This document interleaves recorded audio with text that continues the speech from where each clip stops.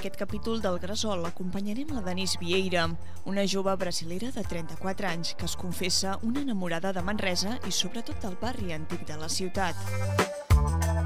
Manresa m'agrada en general. Realment, jo miro i veig bellesa, de veritat. Sí que estaria bé que hi haguessin més àrees verdes i això, però no en general m'agrada molt, sobretot el que és el barri antic, que vas caminant i vas veient coses de fa 1000 anys, que estem parlant d'una ciutat que era molt important en l'època medieval i que encara queda molta cosa, que realment estem per aquí i passem per tot arreu i no donem el valor realment que en té.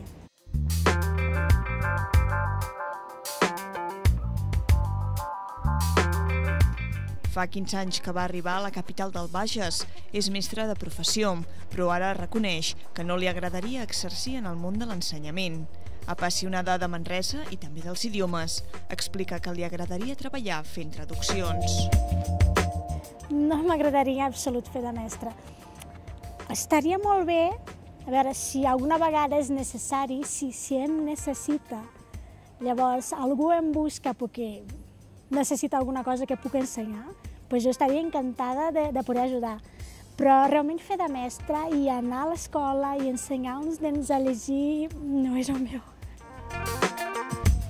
Les retallades que s'estan fent en educació no ho veig gens clar. És que no puc veure clar que es retallin l'educació, es retallin salut, es retallin coses que realment són necessàries, quan des del meu punt de vista hi ha moltes altres coses que es podien retallar, començant per els sous que cobren ells mateixos. I, clar, a part d'això, el fet que es retalli l'educació parla molt del govern que tenim ara. És un govern que realment no vol que estudiem, no volen que sabem, ens volen tenir controlats. I la millor forma de tenir-nos controlats és realment retallar l'educació, és que no tinguem l'accés a l'educació.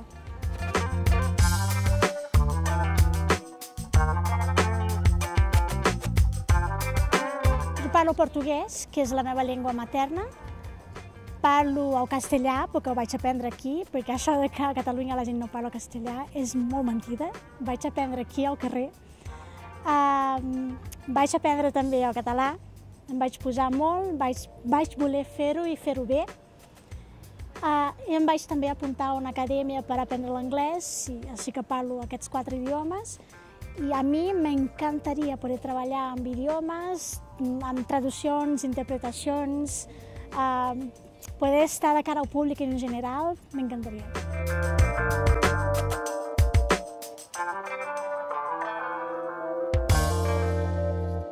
Una de les primeres coses que va fer quan va arribar a Manresa va ser aprendre el català i per això va decidir treure's el nivell C.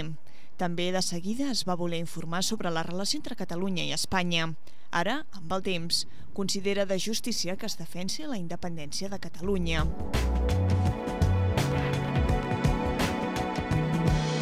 Al arribar a Manresa, jo sentia la necessitat de comunicar-me amb la gent. Em sentia molt sola, em veia que, clar, jo parlava només el portuguès, sabia que amb el portuguès no me'n sortiria, tenia una base molt limitada del castellà, per haver sentit, perquè realment, si he de dir la veritat, no sabia que existia Catalunya, no sabia que existia el català, i em vaig enterar quan vaig arribar aquí, i tot i que va ser una sorpresa molt grata. Llavors, clar, em veia la necessitat realment de comunicar-me, de fer vida, de fer part de Manresa, de sentir-me manresana. I el primer que se'm va passar per el cap va ser que jo havia de parlar el català, que havia d'aprendre el català, bàsicament perquè necessitava comunicar-me. D'això van passar molts processos, no? El primer procés de que el fas servir perquè necessites comunicar-te, després comences a adonar-te de la realitat d'on vius, comences a tenir més informació i llavors vaig arribar al nivell que tinc ara, no? Al nivell de que, a part de que necessito el català per comunicar-me, també vull cuidar-lo. És a dir, jo no vull que el català s'empobreix, no vull que es desaparegui, llavors, a part de fer-lo per comunicar-me, perquè visc a Catalunya i és normal, també faig perquè no vull que desaparegui, jo poso de la meva part. Parlant de tot aquest tema de català, sí, jo ho considero just. considero que Catalunya ha de ser lliure.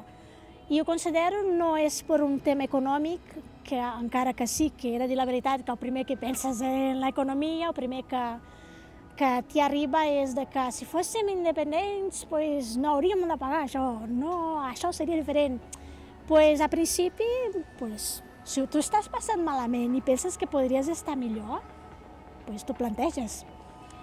Però una vegada estàs a dins i estimes aquesta terra, la coneixes i t'adones que la independència no és que sigui realment necessària per un tema econòmic, sinó que és just.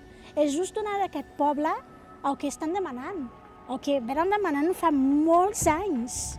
És just, Catalunya és just que sigui lliure.